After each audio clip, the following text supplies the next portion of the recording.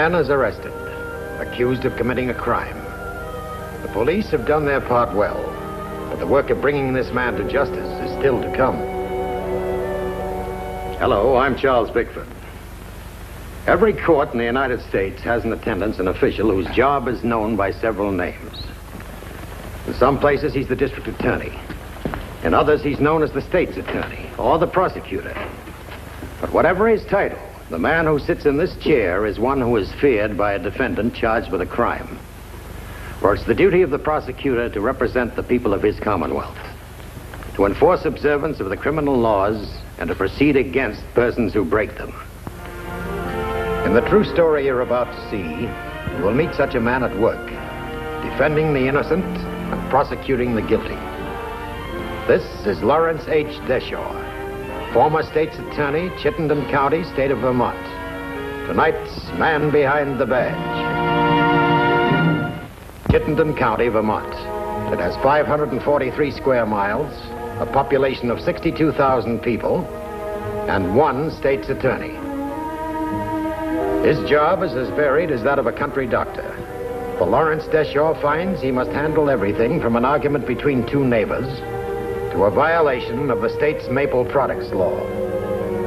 To the people of his community, Lawrence Deshaw is the keeper of public conscience, with the patience of a Job and the wisdom of a Solomon. For several days now, anonymous letters have been coming into his office. Letters all bearing the same complaint. As part of his job, the state's attorney must now begin an investigation. A moneylender? Who said that about me? Who's been coming to you with a pack of lies? There have been several letters, Mr. Warren, all practically the same. They say that you've been running a loan business. You've been charging interest as high as 20%. Have you been lending money? To a few, yes, but not like your letters say. The law requires a license, Mr. Warren. What interest have you been charging? I don't keep records. As a matter of fact, I don't charge any interest. If you don't believe me, find the brave people who wrote the letters. You'll see through their lies. Why should these people lie, Mr. Warren? Because of what they are. Don't you know the people in your own county? What they're like, how they live? I suppose I should. I've been one of them all my life. But you don't know how really different they are. You don't know the way things used to be in this county. Here, in my shop, you can find all the proof you need. This saddle. Where can you find work like this anymore? And this rig seat. And this whip. When's the last time anyone bought one? Even used one. The people have changed. The world has changed. It's not a man who's important now or what he can do with his hands. It's a machine that runs people. Tells them what to do. Strong men have gone. The men who took this county and cleared the rocks from the land, who sowed the grain. And what about my place? No one comes in here anymore. Not like they used to. Clyde Warren's shop. Who didn't know me? Who didn't know the things I made? I despise this new kind of world and everyone who helped make it. It's soft and it's weak. And I want nothing to do with it. People don't depend on themselves anymore. They're half dead from crying and running. That's why you got those letters. Not one of them is man enough to come in and accuse me to my face. There's still the law, Mr. Warren. If you're lending money at an illegal rate, I'll have to bring a charge of usury against you. I don't see how you can, Mr. Deshaw, seeing there's no witness against me. Perhaps. But I'll do my best and try to find one. All the next day, the state's attorney has been on the phone, trying to track down the writers of the anonymous letters. He must determine if there's any substance to the charges made against Clyde Warren, the strange man who still clings to the traditions of a world that has long since passed. We just had a call about Clyde Warren. Yes? He's dead.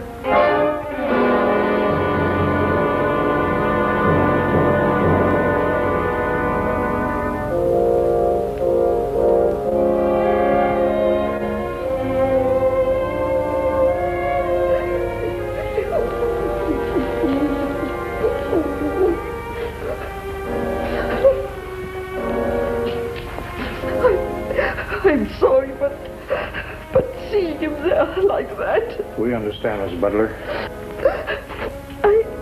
I was bringing him his lunch. You see, he liked a hot lunch.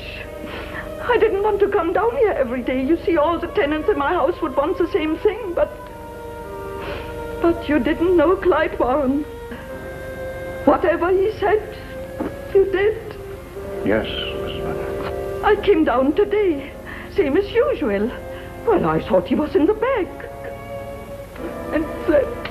Do you see anyone leaving the shop? No. All right, Mrs. Butler, you can go on home now. We'll be by later. Chief, have Paul drive Mrs. Butler home, will you?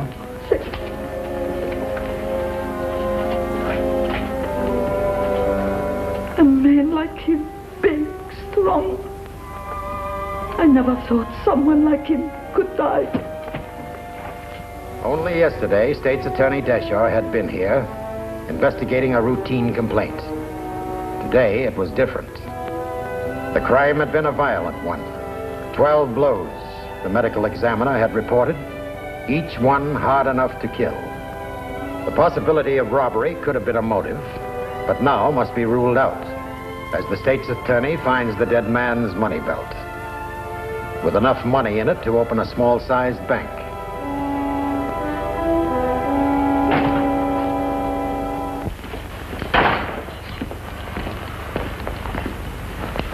The money belt. Is that Warren's? Yeah. Whoever emptied his pockets overlooked it. Quite a lot of capital for a man to be carrying around. That is, unless he intended using it. Money lending. This practically proves it. The one who killed him knew he had a lot of cash around. Came in. Warren resisted and was beaten down. No, it's too vicious a beating for a holdup. The person that did this was in a frenzy. Could have been motivated by anger. Or revenge. And perhaps it was someone who felt that Warren had cheated him. Well, whatever it is, we can be sure of one thing. What's that? It's all tied in with his money lending. That's the only trail we can follow. He must have kept records of some kind.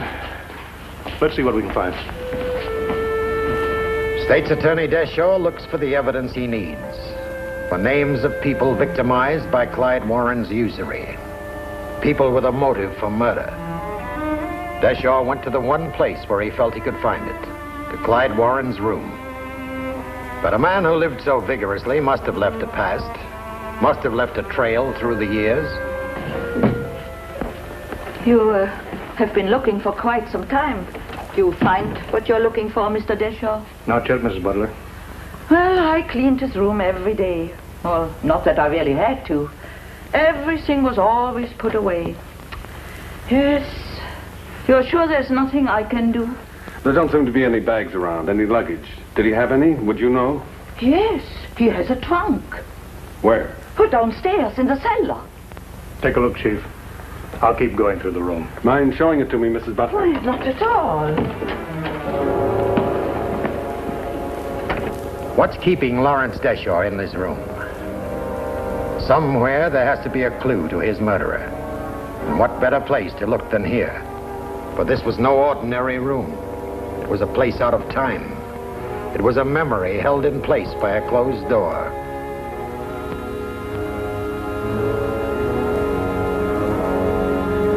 State's Attorney Deshaw looks around the room and he can feel that something is missing. Here is a room where a man had lived, had spent his leisure hours, and yet something seemed wrong. There was something missing. No radio, no television. Nothing to keep Clyde Warren in touch with the world around him. Only a memento to keep him tied to yesterday. A man is what he reads. Clyde Warren's small library was well thumbed. Good books, written in a style which pleased the tastes of the early 1900s.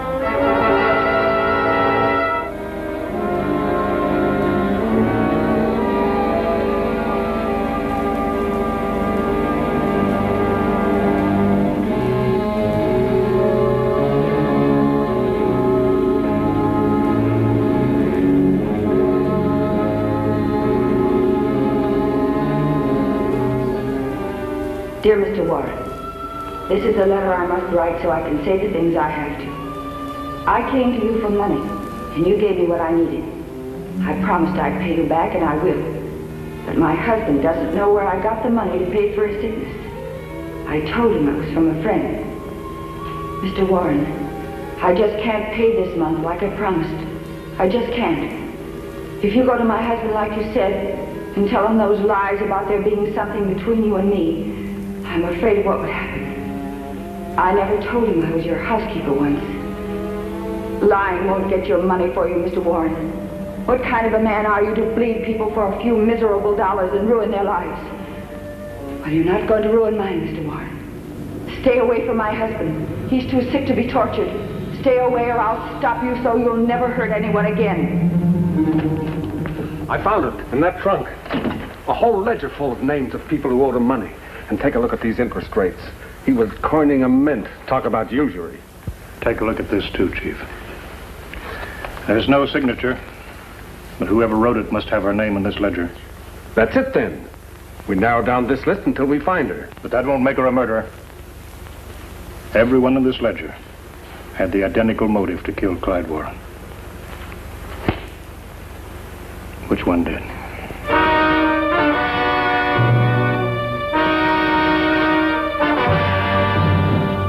All the names in Clyde Warren's ledger is a big one. State's Attorney Lawrence Deschore instructs Chief Dawson to check all alibis as thoroughly as possible. Deschore himself will try to find the woman who wrote the threatening letter. A letter which in itself contains the clue to her identity. His housekeeper? Why, that's funny. I mean, that you should ask me about her. Why's that? Why, I saw her today. First time in months since she quit Mr. Warren and went to be married to a man in Barry. She was here in town? I was going into Mr. Warren's shop and I saw her across the street. I called out her name, but she didn't hear me. Are you sure it was her? Why, that was only across the street. Why are you asking about her, Mr. Deschore? Just that she might be able to help me. What's her name, Mrs. Butler? Ada Lowell. That's her maiden name. I didn't know the man. Where was she married? In Barry. Poor Ada. Beg pardon? I mean, that must be a big shock to her. Yes, it must be. By the end of the next day, Ada Lowell's married name and new address had been found. City officials in Barry had supplied the information, but now the state's attorney's problem was to question her without endangering her husband's health. Deschore arranged to meet her the next morning at a friend's home. Yes, sir. I wrote that letter.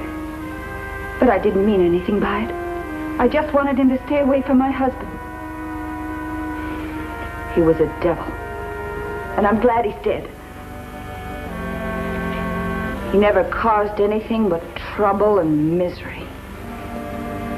He had no feeling for people. Why should we have any for him now? Why did you go near his place 2 days ago? I didn't. Well, you were seen, Mrs. Beckley. It'd be better if you told the truth. You're not being accused of anything. Well, I was going in, I admit it. Only I didn't. There was someone else in there with him. Someone else? Yes. Oh, I know I should have told the police when I heard he was dead. But I was scared that you'd find my letter, that you'd blame me. Who was in the shop? Well, it must have been the man you're looking for, the one who killed Mr. Warren. Well, why is that, Mrs. Beckley? Well, because Mrs. Butler went in right then, and she's the one who found the body. You're certain? I know it. You see, Mrs. Butler was the last one to go in. I saw her as I walked away, but I made believe I didn't. She started to scream the minute she went into the shop. What? I don't know what happened to the man who was with Mr. Warren. Maybe he got out the back way. But he's the one, nobody else.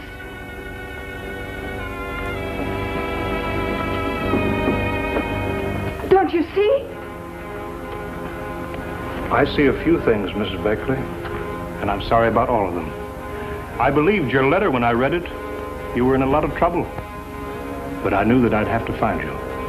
Frankly, I was hoping that you could tell me a better story. It's not a story, it's what happened. I'd like to substantiate it if I can, Mrs. Beckley. Can't you tell me a little more, like what the man in the shop looked like?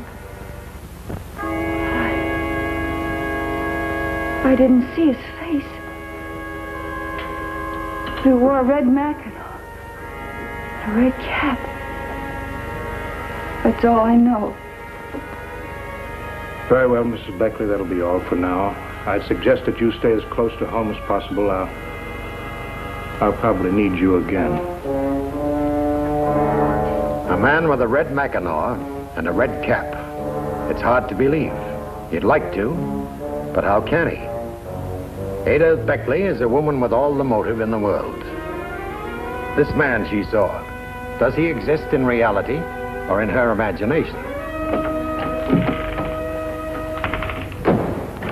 I've been waiting for you to come back. Any luck with Mrs. Beckley? Nothing, one way or the other. She's still a suspect. We've almost finished with the names in Warren's ledger. Most everyone has an alibi. But take a look at this. What is it? Man in the building back of Warren's shop went up on the roof to fix his chimney this morning. Found these in the snow on the roof. What's so funny? A red mackinaw and cap. You know about them. Ada Beckley claims that she saw someone in Warren's shop wearing these just before the killing.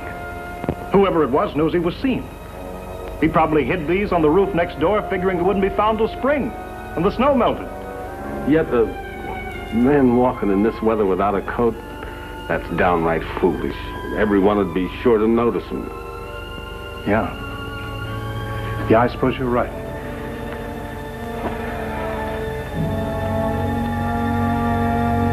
All right, then. He didn't walk in the street. It's obvious that he lived right near the harness shop, in a place he could get back to using back alleys and yards. Chief, get Warren's ledger back in here right away. When we find out who lives near the shop, we'll have a lead that can't miss. Of the many people in debt to Clyde Warren, only one lives within an area of just 2 blocks to the harness shop, in a house which could easily have been reached without using the streets nearby. The suspect's name is Carl Wingate. He is 23 years old. His occupation is that of a mill worker. He is married, but currently is separated from his wife. Yeah, I borrowed money from Clyde Warren. There weren't many people who'd give it to me. Guess I had no choice. Carl, your mackinaw and your cap, where are they? My mackinaw? You do own a red mackinaw. I've asked some people on your street. Oh, sure, yeah, I own one. I didn't say no. I own a cap, too. May I see them? Well, they're not here. I loaned them to a friend of mine last week. Why do you ask about them? We know one thing about Mr. Warren's murderer, Carl. He was wearing a mackinaw. A red one. And a cap. Now, just a minute, Mr. Deshaw. This is wrong. Sure, I own that coat. I said so, but I loaned it to Tom McKellar last week, and I didn't get it back yet. Look, he's got it, so ask him, not me.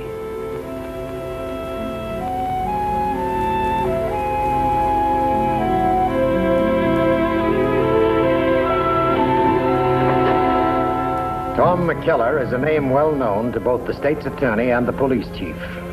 He is only 20 years old, but he has the criminal record of an older man. He, too, is now a suspect. Well, sure, I borrowed the mackinaw, but I gave it back. The cap, too. When was this? Last week. Look, what do you Sit down, want from me? Tom. 2 days ago, Tom, at 1 o'clock, where were you? 1 o'clock? I don't know. Try to remember. It's quite important. I was up to a friend's place, near the county line. And he can back you up. Well, he wasn't home. I see. You might as well get this straight, son. Clyde Warren was killed by a man wearing a red mackinaw and cap. The clothes were traced to Carl Wingate. But he says that you still got them. Me? No, he's lying. I gave him back. Anyone see you give them back? No, I don't think so. Then you can't prove that you did. Look, give me a Bible. I'll swear on it. Mr. Deshaw, you've gone after me when I broke the law. Okay, I took what was coming to me, but I didn't break no law now. I didn't kill no man. You gotta prove I didn't. You gotta find the truth. What's the answer for Lawrence Deshaw? One of these men is innocent, the other guilty. He knows there is only one way to find out. To return to the scene of the crime itself. To force the murderer to identify himself. Now, what are we doing here? Come on, tell him the truth, Wingate. Tell him. I already have. You never gave me back my coat. I did. You two don't have to settle this. It's being done for you. What do you mean? Man who murdered Mr. Warren was seen in this shop by a woman who stood in that doorway, just where she is now.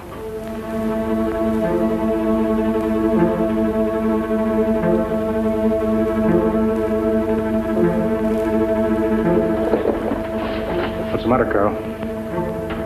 Nothing.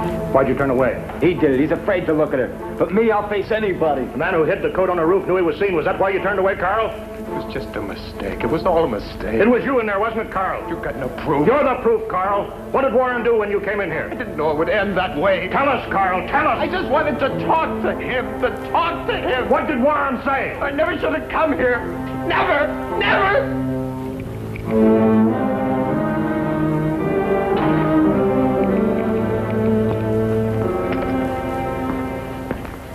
Did you bring my money? I couldn't, Mr. Warren. I'll need a little more time. You've had it. I said I'd go to your employer if you didn't bring it. Well, maybe you don't keep your word, but I do. Look, you can't do that. I'll lose my job. Then give me my money. Look, Mr. Warren, it's my wife. See, she left me. I'm trying to get her to come back.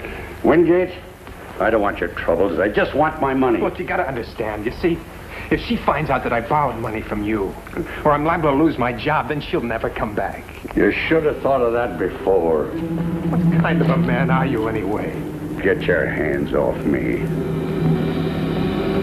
If you were half a man, you wouldn't come in here on your knees whining like a half-grown dog.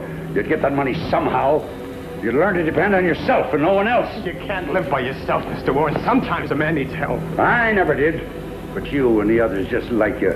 You don't know what it means to stand alone. You're cowards. No, we're decent people, but you wouldn't know what that means.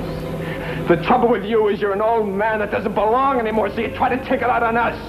You're finished, Mr. Warren. All they have to do is to bury you. You little brat. You ought to be horsewhipped for that. There isn't a person in this town that doesn't wish you were dead. Why, you...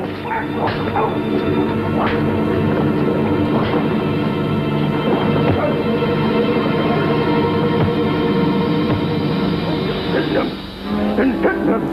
He didn't deserve to live.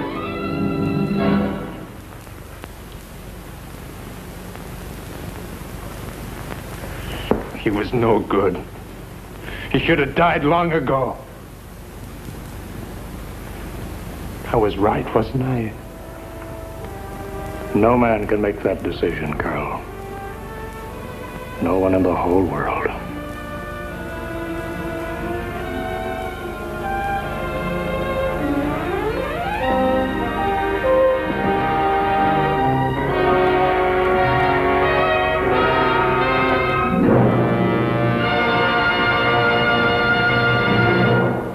After hearing the state's case, the jury trying Carl Wingate returned a verdict of guilty. And he's now serving his term in the Vermont State Prison. These were part of the evidence used by State's Attorney Deshaw in this case. But they were only a part. The balance of his case came from careful and intensive investigation. For this is the major part of any prosecutor's job. And it's carried on by all of them everywhere, as they seek to serve the cause of justice.